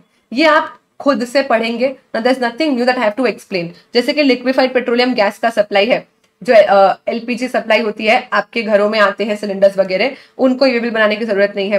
केरोसिन ऑयल जो पब्लिक डिस्ट्रीब्यूशन सिस्टम में सप्लाई होते हैं, पोस्टल बैगेज है, मतलब पोस्टल डिपार्टमेंट है, डिपार्टमेंट ऑफ पोस्ट आपकी जो speed post, registered post courier करता है, पोस्ट करता है। नेचुरल कल्चर्ड पर्ल्स है, करेंसी है, यूज्ड हाउस होल्ड इफेक्ट है, मानो मेरा घर मैं शिफ्ट कर रही हूँ, I am shifting my home, तो अपने घर का जो भी सामान था नए घर में शिफ्ट करूंगी, तो घर का सामान टोटल 50,000 से तो ज्यादा ही होगा। तो अगर मैंने पूरा घर शिफ्ट किया, अपने personal house hold effects shift किए, तो मुझे ई वे बिल बनाने की कोई जरूरत नहीं है। सिर्फ ये पर्टिकुलर पॉइंट, अब ये अमेंडमेंट भी नवंबर 23 का है। अमेंडमेंट क्या बोल रहा है, तो देखो, ज्वेलरी, गोल्ड स्मिथ या सिल्वर स्मिथ वेयर्स, सोना चांदी, ऐसा कोई भी प्रेशियस मेटल पर्ल कुछ भी है जो आप मूव करते हो, तो आपको ई वे बिल जनरेट नहीं करना है, क्योंकि चिल्ला के सबको बताएंगे थोड़ी ना कि हमारे प्रेशियस आर्टिकल्स मूव हो रहे हैं। अब यहाँ पे ना पहले सिर्फ ज्वेलरी लिखा हुआ था, गवर्नमेंट ने क्या किया, इसको क्लियर कर दिया कि भाई हम रियल ज्वेलरी की बात कर रहे हैं। अगर आप नकली झुमके, नकली ज्वेलरी यानी इमिटेशन ज्वेलरी ट्रांसपोर्ट करते हो तो ई वे बिल रिक्वायर्ड होगा। अगर आप नकली इमिटेशन ज्वेलरी ट्रांसपोर्ट करते हो तो ई वे बिल रिक्वायर्ड होगा। अगर आप असली सोना, असली चांदी, असली रूबी, पर्ल, सफायर, मेटल, ऐसा कुछ भी ट्रांसपोर्ट कर लेते हो तो उस सिचुएशन में ई वे बिल रिक्वायर्ड नहीं होगा। तो कोई भी पर्ल है, प्रेशियस, सेमी प्रेशियस मेटल है, या jewellery, silver smith, gold smith ware है, कुछ भी है, E way bill is not required. But government ने सिर्फ क्लैरिफाई क्या कर दिया कि अगर इमिटेशन ज्वेलरी है, इमिटेशन नकली ज्वेलरी है, तो ई वे बिल रिक्वायर्ड होगा अगर वैल्यू 50,000 से ज्यादा है। तो नॉर्मल ज्वेलरी के लिए, असली ज्वेलरी के लिए ई वे बिल रिक्वायर्ड नहीं होगा। चल, उसके बाद ये सारी चीजें आप सेल्फ रीड करेंगे, मतलब कोई समझाने जैसी बात है नहीं। नॉन मोटराइज्ड कन्वेंस है, लारी से, लॉरी जिसको हम बोलते हैं, लॉरी से आपके गुड्स मूव हो रहे हैं, मतलब किसी ट्रक से, बस से, कार से, मतलब एक मोटराइज्ड व्हीकल से मूव नहीं हो रहे, नॉन मोटराइज्ड व्हीकल है। आप बुलक कार्ट से, हॉर्स कार्ट से, लॉरी से अपने गुड्स मूव करवा लेते हो, तो ऐसी सिचुएशन में भी ई वे बिल रिक्वायर्ड नहीं है। शेड्यूल 3 के आइटम्स है, या ट्रांजिट कार्गो है नेपाल भूटान का, ये मैं नहीं करवा रही कवर, आप सेल्फ रीड कर सकते हो। एग्जेम्प्ट आइटम्स है, एम्प्टी कार्गो कंटेनर्स है, या जैसे सिलेंडर खाली हो जाता है एलपीजी का, तो हम फिर से सिलेंडर मूव करते हैं for reason other than supply. तो ये जो भी चीजें हैं ये आप एक बार से सेल्फ रीड कर लेंगे। इन सारी सिचुएशंस में ई वे बिल रिक्वायर्ड नहीं होता है। ये मैं कवर कर रहा हूँ, इसका कोई लॉजिक नहीं है, मैं अभी आपको सब बोल भी दूं तो आपको बैठ के शांति से इसको पढ़ना तो पड़ेगा ही। इंपॉर्टेंट ये था तो ये वाला बता दिया। अब बात करते हैं blocking of E way bill की। क्या किसी केस में ऐसा हो सकता है कि गवर्नमेंट मेरा ई वे बिल ब्लॉक करवा दे? हाँ, अगर मैं ऐसी पर्सन हूं, मैं एक कॉम्पोजिशन पर्सन हूं जिसने 2 क्वार्टर से पेमेंट नहीं किया है, CMP 08 जो मुझे पेमेंट करने होते हैं every quarter, being a composition person मैंने 2 कंसेक्यूटिव क्वार्टर्स से पेमेंट ही नहीं किया है, मैं मंथली रिटर्न फाइलर हूं और 2 टैक्स पीरियड 2 महीने से मैंने रिटर्न नहीं भरा है, मैंने 2 महीने से अपना GSTR 1 नहीं भरा है, अगर क्वार्टरली हूं तो 2 क्वार्टर से GSTR 1 नहीं भरा है, मंथली हूं 2 महीने से GSTR 3 भी नहीं भरा है, क्वार्टरली हूं तो 2 क्वार्टर्स 2 टैक्स पीरियड तक पेमेंट नहीं किया है, रिटर्न नहीं भरा है, या तो मेरा रजिस्ट्रेशन सस्पेंड हो चुका है। इन सारे केसेस में गवर्नमेंट मेरा ई वे बिल बनाने का फैसिलिटी ही ब्लॉक कर सकती है। सिंपल, अगर ई वे बिल ब्लॉक हो गया तो मैं कुछ को मूव नहीं कर पाऊंगी। कॉम्पोजिशन पर्सन जिसने 2 क्वार्टर तक क्या नहीं किया है, कॉम्पोजिशन पर्सन जिसने 2 क्वार्टर तक CMP 08 फाइल करके पेमेंट नहीं किया। रेगुलर पर्सन अगर वो मंथली है तो 2 महीने, अब इन्होंने 2 टैक्स पीरियड सिंपली लिख दिया, मतलब एक नॉर्मल पर्सन है तो उसने 2 महीने तक रिटर्न नहीं भरा, 2 महीने तक 3B का पेमेंट नहीं किया। और अगर QRMP क्वार्टरली वाला पर्सन है तो उसने 2 क्वार्टर 2 टैक्स पीरियड तक रिटर्न फाइल नहीं किया, पेमेंट नहीं किया। या तो आपने GSTR 1, अगेन आप मंथली हो तो आपने 2 मंथ्स तक GSTR 1 फाइल नहीं किया, आप QRMP वाले हो तो आपने 2 क्वार्टर तक GSTR 1 नहीं फाइल किया है, या तो आपका रजिस्ट्रेशन सस्पेंड हो चुका है। तो इन सारी केसेस में आप क्या नहीं कर सकते, ई वे बिल जनरेट नहीं कर सकते। अगर कमिश्नर चाहे तो आपको राइटिंग में किसी रीजन के कारण अलाउ कर सकता है, वो भी कंडीशन के साथ कि देखो भाई सिर्फ इसी रीजन में इसी कंडीशन में आपको जनरेट करने दे रहे हैं, बाकी नहीं। तो कोई स्पेसिफिक केस है, आप सफिशिएंट कॉजेस दिखा सको तो कंडीशंस और रिस्ट्रिक्शंस के साथ कमिश्नर में भी आपको अलाउ कर सकता है। बाकी अगर इनमें से कुछ भी आपने कांड कर लिया तो आपका ई वे बिल क्या हो जाएगा, ब्लॉक हो जाएगा। Clarification relating to e way bill in respect of storing of goods in my transporter's godown. अब क्या होता है तो देखो, ये मेरी ऑफिस, ये मेरा ट्रांसपोर्टर का गोडाउन, यहाँ पे इसके ट्रक वगैरह पड़ी रहती है। मुझे कोई भी ऑर्डर आता है, मैं गुड्स भेजती हूँ ट्रांसपोर्टर को, ट्रांसपोर्टर फर्दर लेके जाता है, कस्टमर को सप्लाई करता है। मैंने बोला यार इसमें अननेसेसरी टाइम वेस्ट होता है, एक काम करती हूँ, ट्रांसपोर्टर के वेयरहाउस में बहुत सारी जगह है, मैं अपने कुछ गुड्स यहीं रख देती हूँ, जैसे ही ऑर्डर आएगा मैं सीधा ट्रांसपोर्टर को फोन करूंगी कि ये ऑर्डर आया है, गुड्स निकालो, फटाफट से ट्रांसपोर्ट करने निकल जाओ। तो हो सकता है हमारे 1-2 दिन इस केस में बच जाए। तो क्या हम पहले तो ऐसा कर सकते हैं? Yes, you can do it. अगर आप चाहो तो आप ट्रांसपोर्टर के वेयरहाउस पे, ट्रांसपोर्टर के गोडाउन पे भी अपने गुड्स को स्टोर कर सकते हो। इन केसेस में ट्रांसपोर्टर का जो गोडाउन है उसको मुझे अपना additional place of business declare करना पड़ेगा। क्या बोला इन्होंने, देखो, रेसिपिएंट अगर चाहे तो ट्रांसपोर्टर के वेयरहाउस को अपना additional place of business declare करके और वहां पे अपने गुड्स रख सकता है। अब एक बार मैंने अगर इसको अपना additional place of business declare कर दिया, फिर मानो कहीं से गुड्स यहाँ पे पहुंच गए, मैंने कहीं से गुड्स मंगवाए और वो ट्रांसपोर्टर के गोडाउन पे आके पड़े हैं, ट्रांसपोर्टर मुझे भेजेगा, आज नहीं तो कल कभी ना कभी भेजेगा, कोई प्रॉब्लम नहीं है। ई वे बिल की वैलिडिटी कंटिन्यू रखने की जरूरत नहीं है, मतलब हम ऐसा नहीं बोलेंगे कि अभी भी ट्रांसपोर्टेशन बाकी है। अगर मैंने ट्रांसपोर्टर के गोडाउन को अपना additional place of business declare कर दिया और यहाँ पे भी अगर गुड्स पहुंच गए तो फिर ई वे बिल का काम खत्म। क्या बोला इन्होंने, ई वे बिल की प्रोविजंस एप्लीकेबल होगी एक बार। देखो, जब मैं यहां से यहाँ पे गुड्स भेजूंगी या यहाँ से यहाँ पे गुड्स भेजूंगी तो नॉर्मली ई वे बिल के प्रोविजंस लगते हैं, वो लगेंगे। अगर देखो इंट्रा स्टेट है, 50 किलोमीटर है, वो सारी बातें हैं तो अलग बात है। अगर ये कुछ भी कंप्लाई नहीं होता है तो नॉर्मली यहाँ से यहाँ और यहाँ से यहाँ गुड्स भेजने के लिए भी ई वे बिल के प्रोविजंस लगते हैं। लेकिन सिंपली आई एम सेइंग कि अगर कहीं से कोई गुड्स आ रहे हैं और वो यहाँ पे पहुंच भी गए ना, तो फिर फर्दर ई वे बिल की वैलिडिटी कंटिन्यू करने की हमको कोई जरूरत नहीं है। Accounts and records to be maintained by transporter as well as recipient, transporter recipient दोनों को अकाउंट्स रिकॉर्ड्स मेंटेन करने